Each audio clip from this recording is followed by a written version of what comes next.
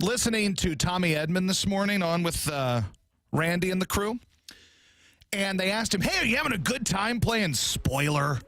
Is it fun in September to play Spoiler? And my man Tommy goes, oh, yeah, we're having a great time. This is the most fun I've ever had. It's really not. It's not the most fun. It's not a good time at all.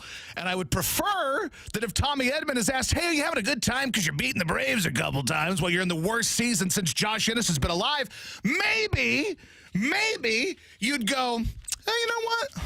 I'm having a bad time. I'd much rather be in contention. I'd much rather be winning divisions and World Series or, hell, competing for the playoffs and not 17 games under 500.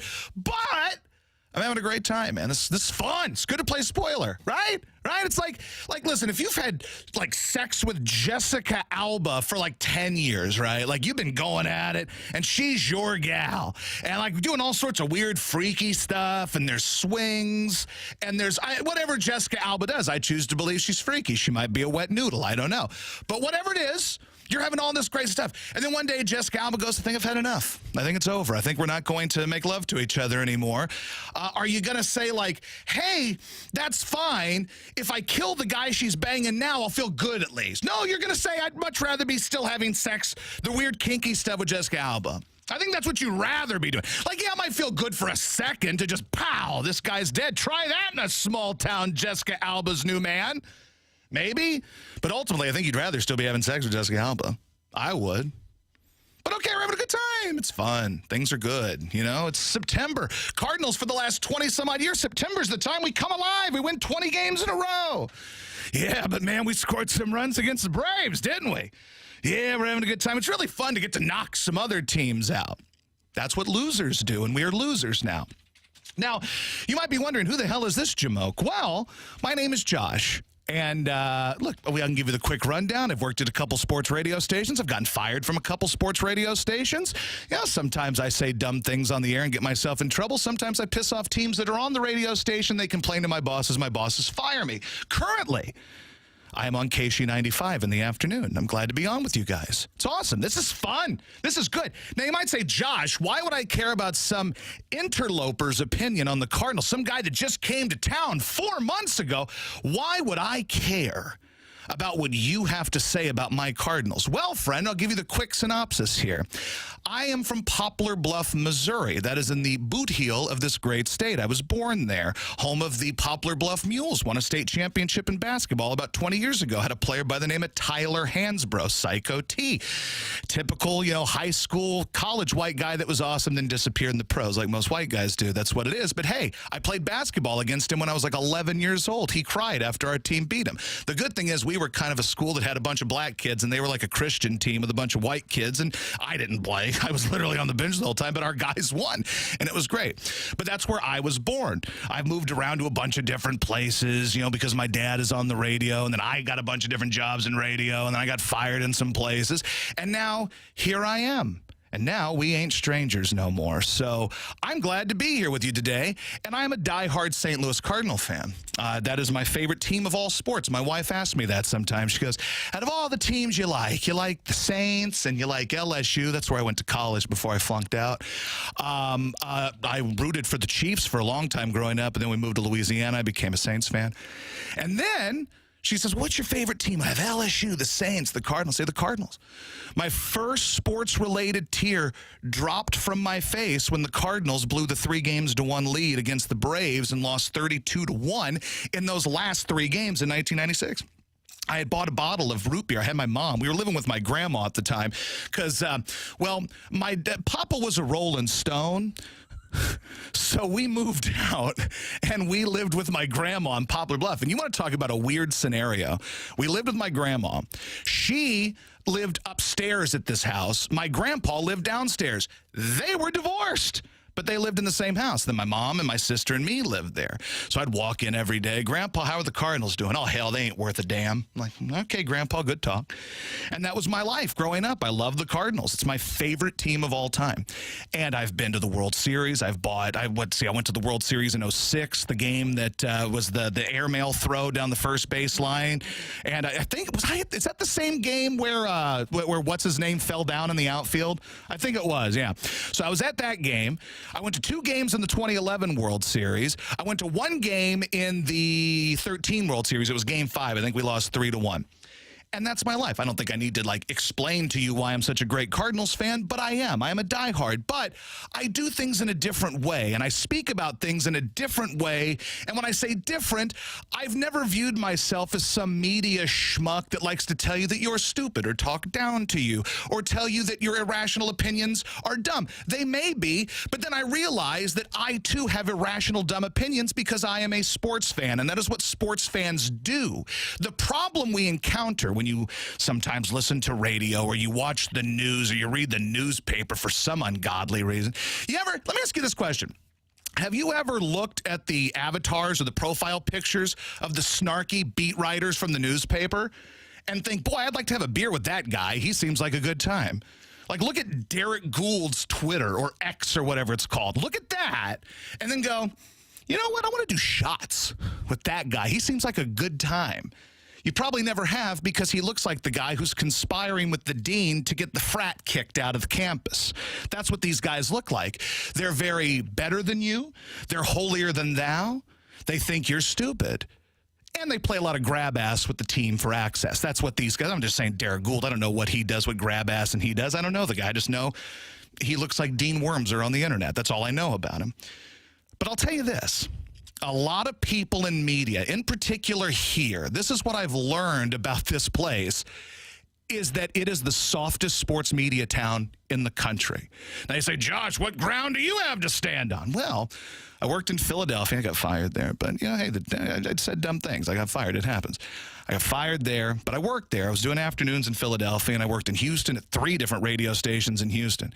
And what I've learned here is that the media is so far up the team's ass. It's like a college town. It's like we're in Athens, Georgia, or Baton Rouge, Louisiana, or Columbia, Missouri. That's what this feels like to me, a college town where they play a bunch of grab ass with the guys. And that works for some people, but that's not what works for me. I don't want to be friends with, Tommy Edman seems like an excellent dude, seems like a nice guy. And if I met him, I'd shake his hand. I'd say, you make some nice plays out there. Me and my wife call you Big Tom when you come up to the plate because it's ironic because you're small. And it'd be great. But I don't want to be his friend. He don't want to be. He didn't care what Josh Ennis thinks, and he didn't care what happens in my life, and neither does Adam Wainwright, and neither does Nolan Arenado, and I wouldn't expect them to.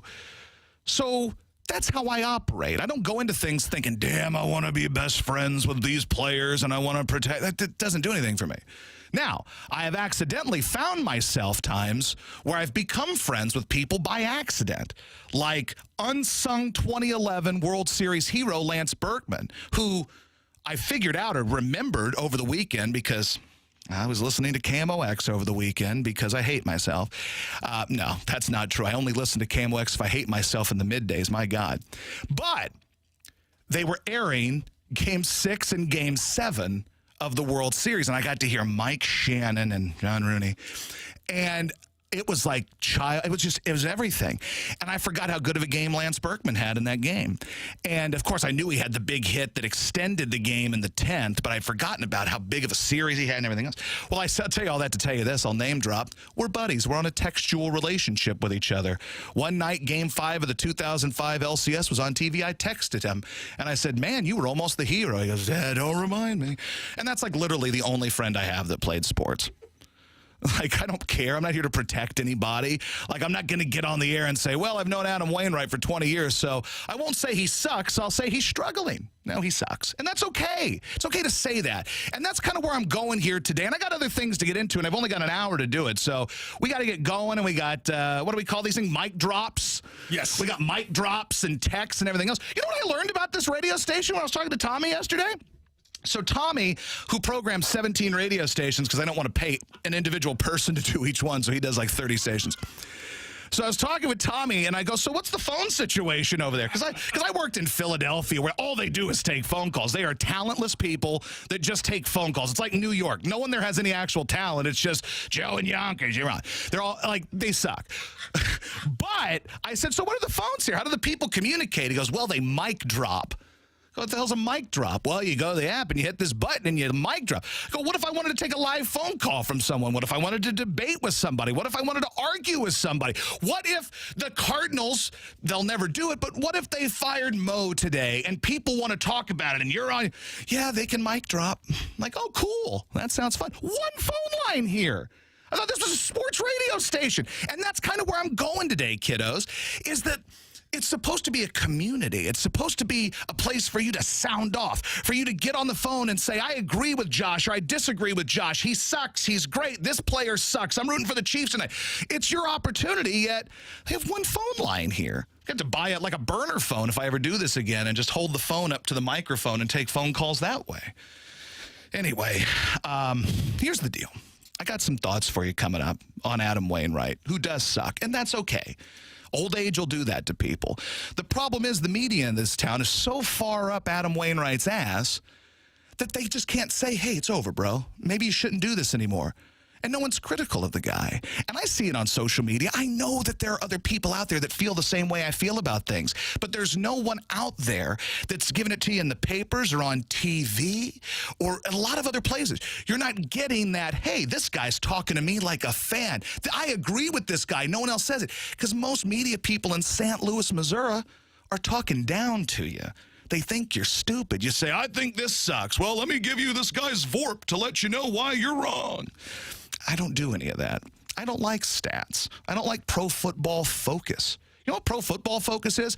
Like a bunch of nerds that do like they know nothing about football. It's just computer stats. Let me tell you a quick story about that.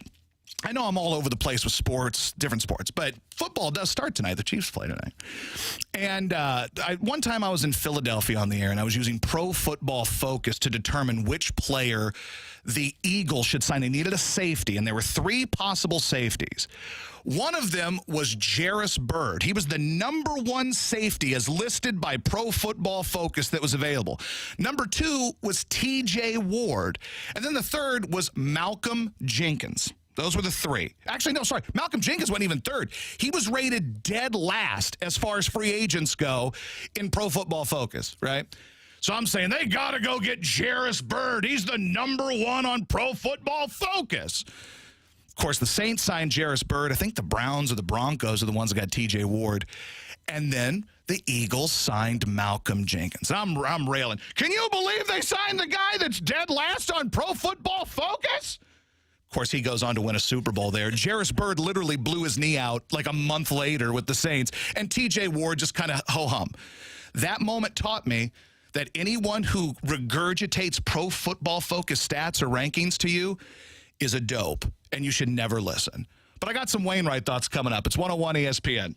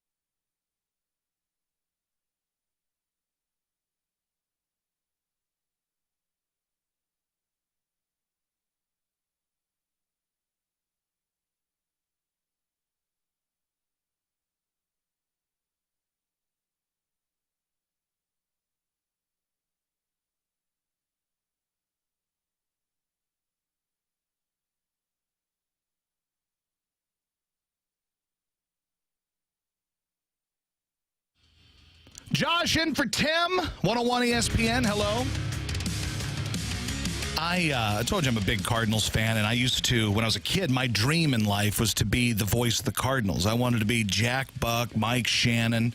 I cried when Jack Buck died. I was 16 years old. I don't know how many of you remember the day that he died. The next day they were playing the Angels, and they put like the JFB in the dirt, and they showed a video tribute on ESPN right before that to that damn Sarah McLachlan dog dying music. And I'm sitting there and I'm just like, I will remember you. And they're showing highlights of Jack, and he's like doing this stuff where he's wearing the red jacket at Wrigley Field doing Take Me Out to the Ball Game. And I was just sobbing. I was inconsolable. My dad's like, you're 16 years old. Like, stop. I'm like, no, Dad, no, I can't. And then I don't think I cried when Mike died a couple months ago. When my wife told me, you know what's sad is I remember where I was when my wife told me Mike Shannon died. I don't know where I was when my grandma died. Like when my mom, hey, grandma, I don't remember anything. But when Mike Shannon died, I'm over in like Waterloo, Illinois, going to bet on sports on my phone, because God forbid, somehow you can bet on sports if you cross a bridge, but if you're on the other side, it's like, no, that's out of your jurisdiction. So I'm over there, and my wife goes, oh no, like because she knows how I felt about Mike Shannon. Mike Shannon, like I love him. He was charming. He was St. Louis. You can go Pujols, Musial, anybody you want. This guy is St. Louis Cardinal baseball. No, Mike Shannon was St. Louis Cardinal baseball. And when she says, oh no, like I thought something catastrophic had happened. Something bad, like, oh God, what could have happened, Jilly? She goes, I said, is it bad? She goes, no, it's even worse. I said, spill it. I said, well, Mike died. And all she had to say was Mike. And she knew that I knew that was Mike Shannon. We know Mikes. So it could have been any Mike. But she said, Mike died. And I go, what? And she goes, Mike Shannon died. And then I struggled. But I did cry when I found out he was retiring. That's maybe even lamer. Like, that might be sadder. So I was sitting in the shower. I was living in, I guess, Houston at the time. And I was sitting in the shower scrolling through my phone. And a guy that used to run this radio station is named Jason Barrett. And Jason Barrett has a website called Barrett Sports Media. And it's a place where there's a bunch of news about sports radio that no other human other than sports radio people would care about. That's why I loved it. And I'm scrolling through and I see Mike Shannon's retiring. And I'm in the shower. Chili! Mike's retiring! And I literally she's like, no! And I knew he sounded bad. Like, he sounded terrible. Like, he wasn't good. He was sick, and I got it. But it was Mike. It's Mike, and I love him so much. I miss him. So that's why this weekend I listened to KMOX a little bit, because they had the Cardinals World Series games. And in 2011, Mike sounded so good and fresh and spry, and it was great. God, I met him a couple times, and it was awesome. And as a kid, I used to listen to the Cardinals games in the car. And my dad would let me sit in his car. I was like 13, 14 years old. And to get better reception on KMOX, he would let me drive his truck down to the end of the block to hear the Cardinals. And then I would record it on a recorder and then go in and study it, because I wanted to be the voice of the Cardinals. Then I realized it was a lot easier to be a smut peddler on the radio than like, hey, I'm the voice of the Gateway Grizzlies trying to climb my way up the ladder for $11,000 a year. So I just started saying offensive things on the radio, and now here I am. But I tell you all that to tell you this. Adam Wainwright pitches tonight. And let me tell you about this Adam Wainwright. I'm going to tell you a good story to lead into why Adam Wainwright is stealing money and why people who feel sorry for him are dopes. And I'll get into that. But this is why it's so tough to say this about old Adam Wainwright, okay? I'm going to take you back to 2011. The Cardinals were dead and gone. I was sitting at Wrigley Field in August. Edwin Jackson was the starting pitcher for the Cardinals, and I believe they lost 3-0. And at that point, they're way out of the division, way out of the wild card. I'm angry. I'm sitting at Wrigley Field looking like a total asshat. I'm wearing a Blow Cubs Blow T-shirt. They're doing the little song, and the bear is on the field. And I'm like, my life sucks. This is the worst. We're done. And then a miracle happens, and they start winning games, and the Braves do what the Braves at least used to do, which was fall off a cliff. And here we are. We're very much alive. Then late in the season, they were playing the Mets. And I think it was the last Thursday of the season, I think is how it worked out. They had a weekend series, and they had to play Houston after that. They were playing the Mets. It was the third game. So getaway day at Busch. I think it was at Busch. And the Cardinals, if they win this, they're like one game out of the wild card or something. And they're up 6-0. And they blow the game. And I'm on the air in Houston losing my mind. My partner's laughing at me saying, what the hell? Oh, the Cardinals just blew it. They suck. This is the worst day ever. But then somehow they bounce back. And I think a Saturday or Sunday they're playing the Cubs, and they win on a wild pitch in that game or something. Or it might have been at home. And it had to have been at home because they won on like a walk-off wild pitch. So they stay alive. Then they go to Houston. They blow a game in Houston. Yet it all comes down to Chris Carpenter, who, by the way, is the best pitcher of the last 20 years for the Cardinals. It's not Adam Wainwright. Honestly, I'd put like Matt Morris over it. But whatever. That's just me. But they win that. I go to that game. I'm wearing a Cardinals jersey. You want to talk about a real schmuck? Houston Astros media credential, Willie McGee batting practice jersey in the press box. Watch the Cardinals win. That night was the greatest night in baseball history in terms of excitement because you had all these different games that all were coming down to the wire to see who got in. So we go down to try to get in the Cardinals clubhouse. Me, my buddy Mike, who works for Sirius, and a guy I know named Dan, who works in Houston. So we're down there. And we all walk into the clubhouse because the Cardinals had just won. Well, if you'll recall, the Braves and Phillies game was still happening. And the Braves had to, or the Phillies had to beat the Braves. If the Braves lost, the Cardinals get in. So we had to sit outside the clubhouse until that game was over. And I believe after like an hour, that game ended, I think on a double play. And the Cardinals are going nuts in the clubhouse, and they let all the media people in. So here I am, 27-year-old Jamoke, Josh Ennis. I'm in the clubhouse. I got a Willie McGee jersey on. I got an Astros media pass. We're going nuts. There's champagne and Budweiser everywhere. It's the greatest moment ever because I've never been in a clubhouse for this, and it's my team, the St. Louis Cardinals. If you watch some of those videos that they show during rain delays of like the 2011 team, you'll see me behind Hungo like this, like with a thumbs up. Like, yeah, I'm not being a media person. I'm a fan, right? This is my team. So we're in there celebrating, and I'm high-fiving dudes I don't even know. I'm like, hey, Skip, bang, you know. Well, anyway, I'm standing there, and Adam Wainwright, giant of a man, gangly giant of a man, Adam Wainwright, nice smile, seemingly the nicest guy ever. He looks at me, my friend Mike and Dan, and he looks at us and goes, these guys are too dry. And he shakes up like a Bud Select and just starts spraying us. I mean, it was like a porn scene. I was like, ugh! I was like taking it all in. I was like, yeah. And it was beautiful. It was a great moment. Then I picked up a cork from like a champagne bottle. I pocketed it, took a couple of pictures. And that was the best sports moment of my life. And that was just getting into the playoffs. That's all that to say this. That's what makes it harder to say that Adam Wainwright sucks. But he does. And you know he sucks. The people won't tell you he sucks. They'll say he's struggling. You'll watch the broadcast or you'll read some of the tweets from the local media people and you'll say, boy, Adam Wainwright got a tough break there because a couple of bleeders got through and then the wheels fell off. They didn't tell you about the 1,710-mile-per-hour balls he gave up in that inning as well. It's just, there are a couple of bleeders. God, you want to hear something I heard the other night? I was watching the broadcast, and I forgot if it was the pre- or post-game show. If it was radio or TV, I forgot what it was, or if it was during the broadcast or the postgame show. And one of the guys goes, well, you know that Waino in 11 of his starts has only gotten like one run of support. They didn't tell you that like in 20 of his starts, he's given up 20. But like, whatever, that's just little details. But then I read something on Sunday, and that something was that Adam Wainwright was going to skip a start so he could pitch one last game in Atlanta. And he talked about how he's got a whole bunch of fans coming to see him in his last start against Atlanta. I mean, you would have thought he was Messi playing in Los Angeles. There's like a whole celebrity list of yokels in Georgia that want to come see Adam Wainwright give up 11 in the first inning to the best offense in baseball. Did you see that list of the people that attended the Messi game the other night? It was like A+++ listers, not just like local dopey celebrities or something like that. Like, here's Bill Smitherson, who owns Bill Smitherson Steakhouse. It was like, oh, here's Will Ferrell. Here's Leo DiCaprio. I can only imagine what the list for Adam Wainwright looks like. It's like, well, there's Butch. He owns the car detailing in Decatur. I grew up with him. So he's going to be there. I got a whole bunch of my family coming to see me pitch. Well, kids, you better get there early. Because if you get there in the bottom of if you get there in the top of the second, you may have missed him. And I get where people have a hard time saying that Wainwright sucks and that he's stealing money and that he's selfish. I understand why you'd have a hard time doing that. But he does suck, and he is stealing money, and he is selfish. But, Josh, what if he gets to 200 wins? That's not a thing. I hate to break it to you guys. 200 wins is literally not a thing.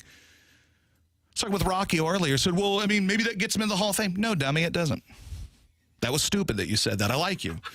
But that was just, hey, maybe he gets to 200 wins. No, Burt Blyleven has like 350 wins, and it took him till the last possible time to get into the Hall of Fame. Adam Wainwright could win his next 7 starts, and he ain't getting in. Let me tell you this. You know who was pitching last night is a gentleman by the name of Justin Verlander. Dude won his like 255th game last night, and we're pulling puds over a guy who might get to 200. Congratulations, Adam. You won 2 more games. You're now 120th all-time in wins in Major League Baseball. Congratulations. You've done it. Pujols hitting 700 home runs. That's a thing. Guy getting to 3,000 hits, like Lou Brock lining that pitch up the middle for his 3,000th hit. That's something. Winning 300 games or even 250 games, that's something. 75 home runs is something. You know what's not something? Winning 200 games. It's nice. You had a good career. I'm not banging on your career. But what you got here is a bunch of sycophant media people who are like, well, this is what we can ride with. 200 wins. Like, literally, they'll open the broadcast tonight. Old Chip Carey, who's probably homesick for Atlanta, if I had to guess. And based on this year, I don't blame him. But I hate him, too. So you're stuck with us, you jamoke. I also hate Dan McLaughlin because he left us with Chip Carey. Is that rude? Maybe it is. I told it to his face. I'm not speaking out of school. So I'm in the hall one day. I said, Dan, I hate you. I hate that I love you. That's what I told him. I said, Dan, now you left us with Chip Carey. You a son of a bitch. So anyway, and then, oh, why don't you listen to the radio? Oh, and listen to Ricky Horton? Dear, doing their little vaudeville act that they do. Brown and Crouppen. Oh, great. Yeah, I'm there. Not. I don't know. That's friendly fire. I got to get back to banging on Wayne right here. I'm sorry. This is my first time getting to do talk radio here. I only got 42 minutes to do it. So I don't know. I mean, I'm trying to get it all in right now. This might be my last chance. I don't know. So we going to read some texts in a second? Yeah, we'll read some texts. Are they interesting? Segment. They are. Just right off the bat, though, 314. You haven't heard? 200 is the new 300. It is. Yeah. And a 5-inch penis is the new 11-inch penis. My wife said so. All right, we're back after this.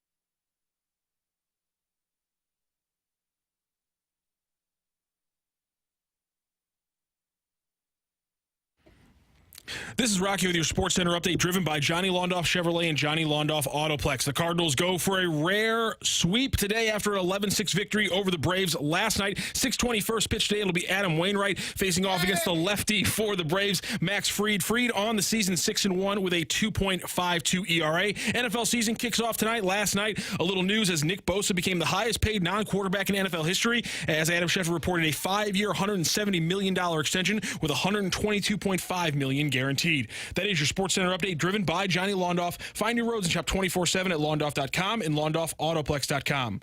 Are you kidding me?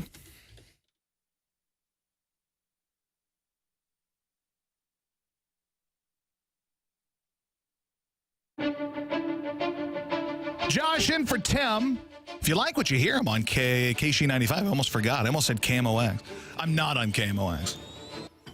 Hey, guys, this is Chris Ranji. Sorry, I'm Amy Marks, of course. Anyway, I'm on KC in the afternoon. If you're interested in hanging out, we can have a good time. If you'd like, if not, you can listen to Anthony and Jamie.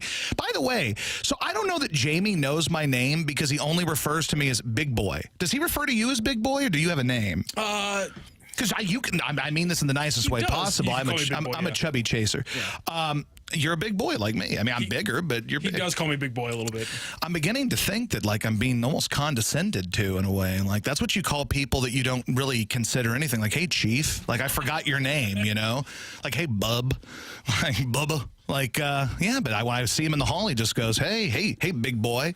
I'm guilty of doing that to people I don't know their name for. Well, I mean, everybody is, but when it happens to you, it hurts more. Because I'd like to think that Jamie Rivers would know me now. I mean, we communicate every now and then in the kitchen over there. I say, hey, Jamie. He goes, hey, big boy. I'm like, listen, I compliment you. I say you look nice in your extremely tight shorts.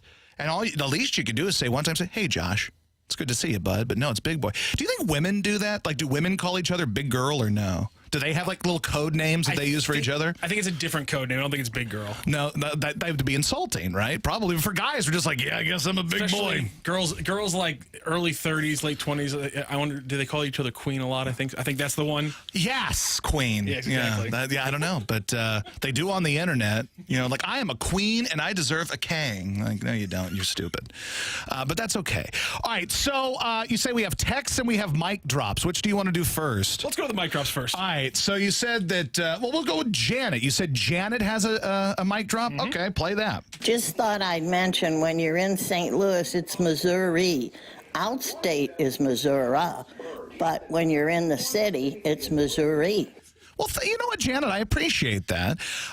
Generally speaking, I would say Missouri, but my grandma down in the Boot Heel of Missouri would say Missouri, so I do that sometimes. It's a bit of an homage to my grandma.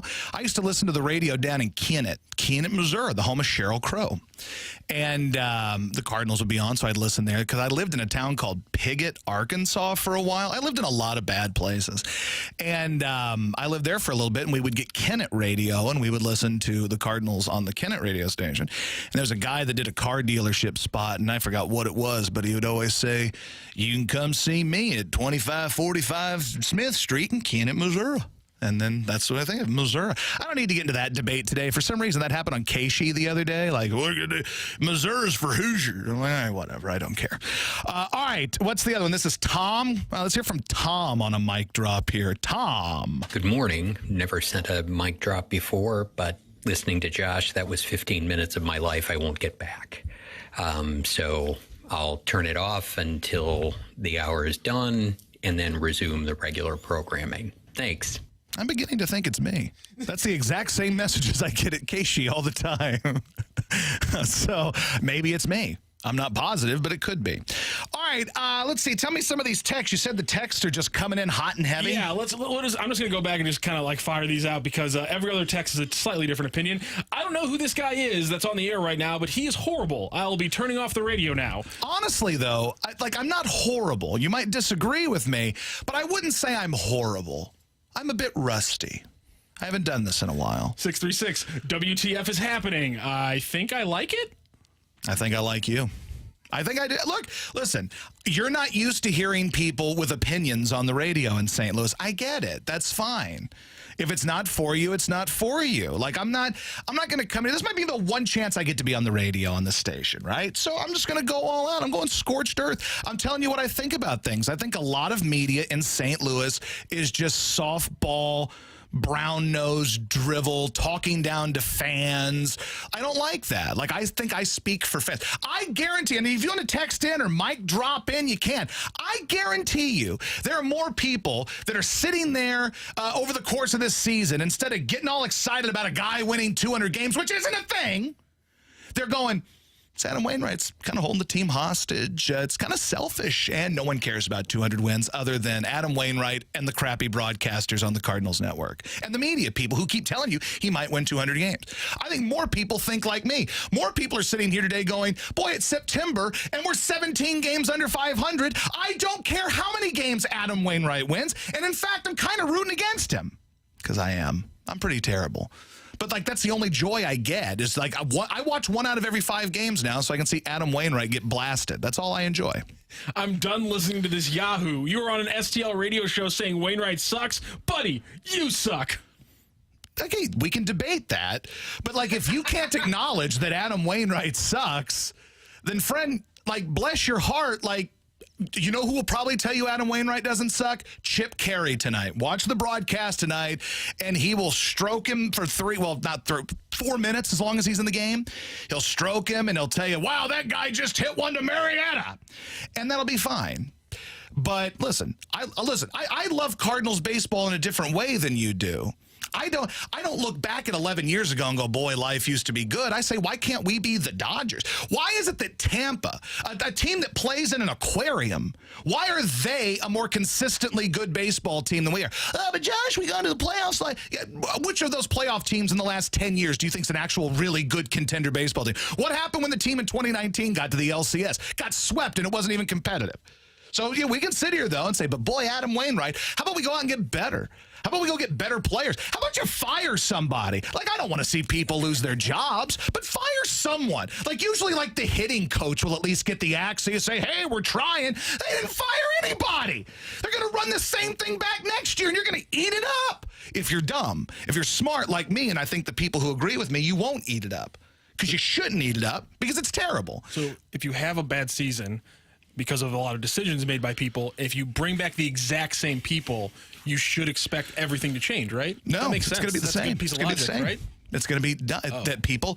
Listen, I'm saying this is from a place of love because I love you. I love living here. I love St. Louis. I love the Cardinals. The Cardinals are my favorite team in the whole universe. I've cried over the Cardinals. I've laughed over the Cardinals. I've spent thousands of dollars on going to games. I've been to 20 ballparks in Major League Baseball, 20-something if you count old stadiums, most of which were all to go see the Cardinals play at those ballparks. I love the St. Louis Cardinals. My dream was to be the voice of the St. Louis Cardinals. I love them. But what I can't do is sit here and say, well, go get them next year. You're not the Cubs.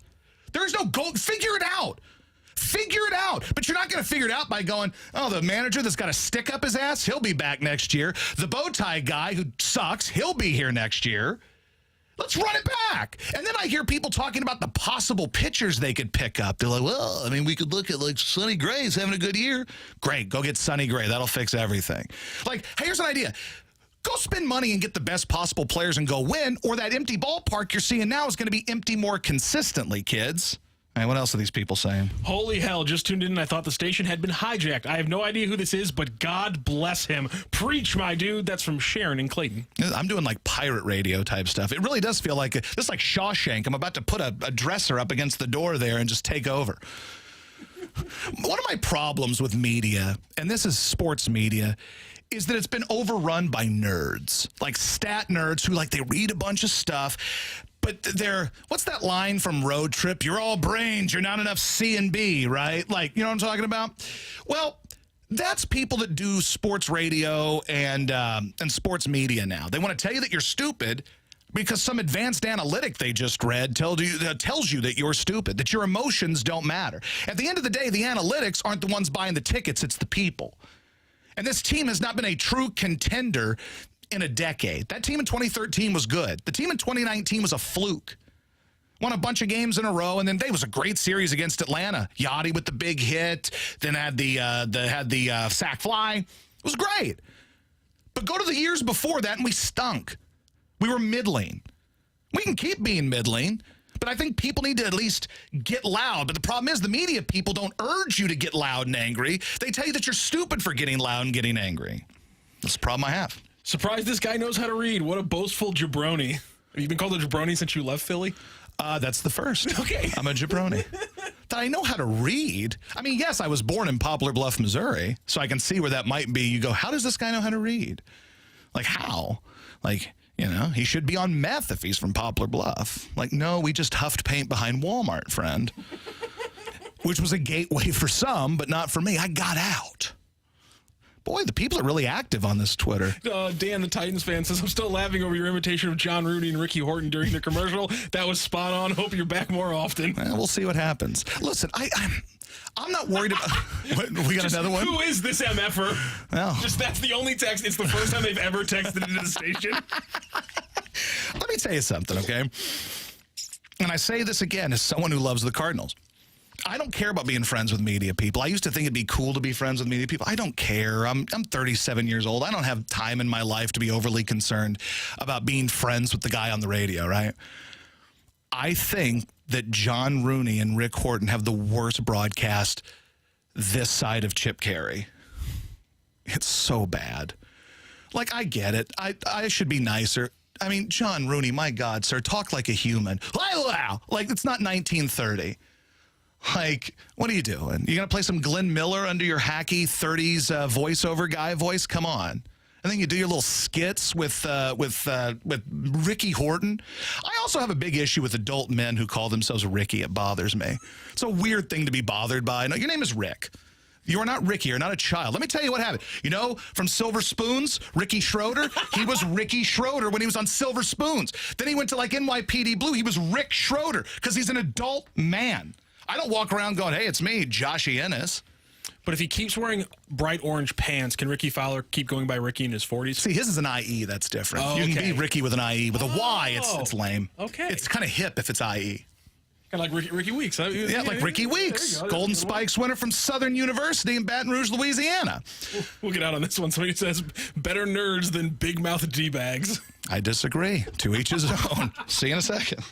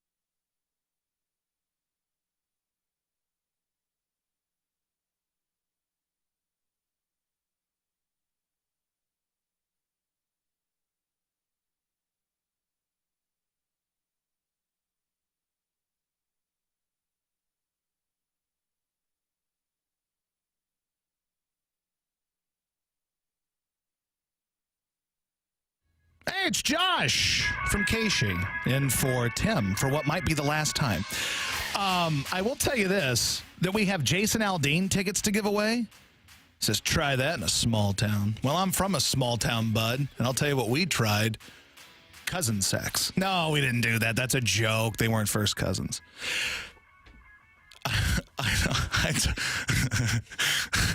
We got a comment here on the chat. By the way, Eddie H. Type 1 in the chat if this guy's cooking. Type 2 if he sucks.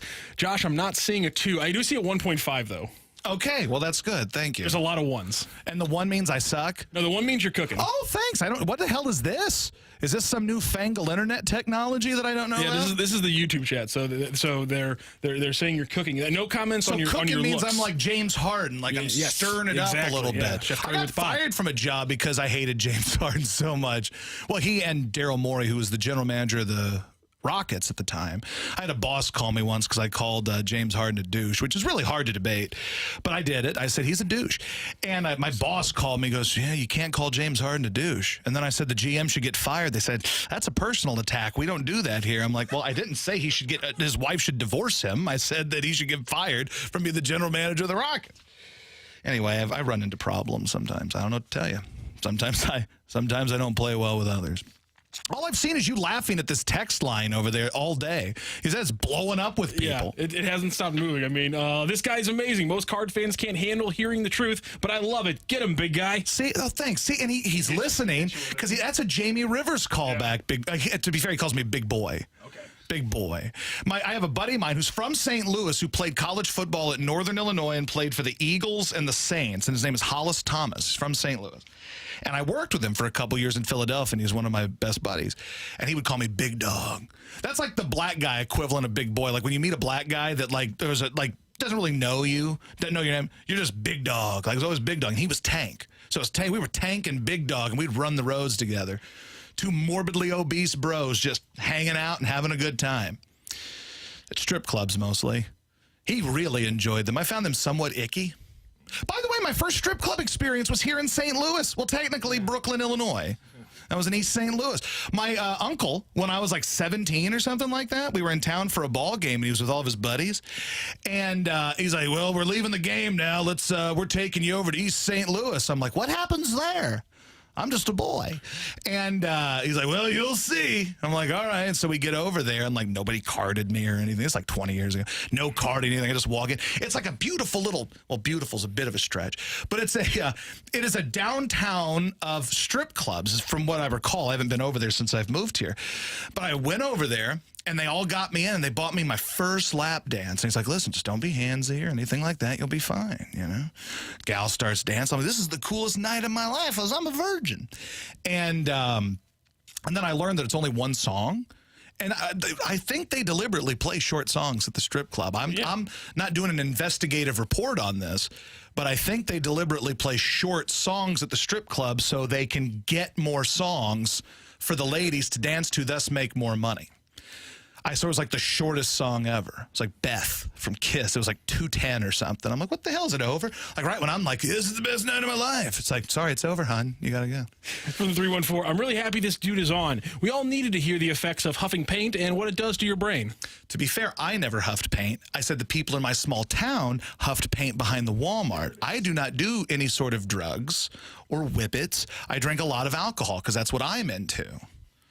When they say tried in a small town, in my small town, they tried huffing paint. That was a big story. Like, well, if the kids behind the Walmart can't get high off of whatever anymore, so they huff paint. Like, and then it's a gateway to meth. I don't know whatever happened to those kids. They're probably dead, if I had to guess. I'm not trying to be, dark here, but I'm alive. So there. I guess I won that one, friends.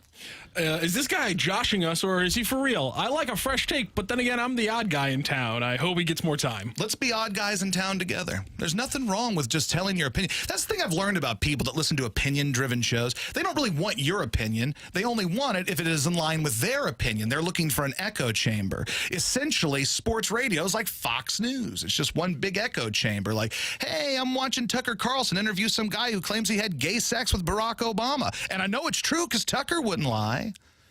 So that's an echo chamber. and that's what we're in. But listen, I'm not making anything up for effect here. This is how I feel about things. These are the ABCs of me. Ask BK. I creep into his DMs all the time like a real weirdo, and I'm like, these people are stupid.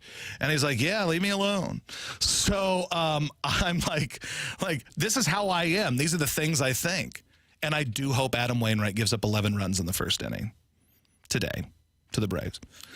Think about that move, though. It's like, you're like, right, we're not going to let him go against Pittsburgh. We're going to let Wainwright, the worst pitcher in baseball, go against the best offense in baseball. An offense that's lost now 2 games in a row to the Cardinals. They're scoring 30 tonight. Who's going to score more? The Braves off of Adam Wainwright or the Chiefs tonight? Text in. Mic drop in if you'd like. Okay, I'll make it better. Chiefs first quarter points or total runs for Adam Wainwright tonight. Winner gets Ozark Mountain Daredevils tickets. No, I'm sorry, that's Keishi. My bad, I'm in the wrong station again. Anyway, we do have Jason Aldean tickets. Is it Aldean or Aldine? What does he go by? I think it's Aldine. Yeah, I think it's Aldine. Yeah. Aldine. Okay, Jason Aldean. And Mitchell Tenpenny. He's a haberdasher. And Corey Kent and DJ Silver. They're at Hollywood Casino Amphitheater on the 15th. Just text in. We're out of time. 314-399-9646. All right. Well, it was nice knowing you guys. For the last time on 101 ESPN, I've been Josh. And for Tim, and hey, the fellas are coming up next, man. They're going to drop some bombs, and I'm going to creep into their DMs during the show. So see you later.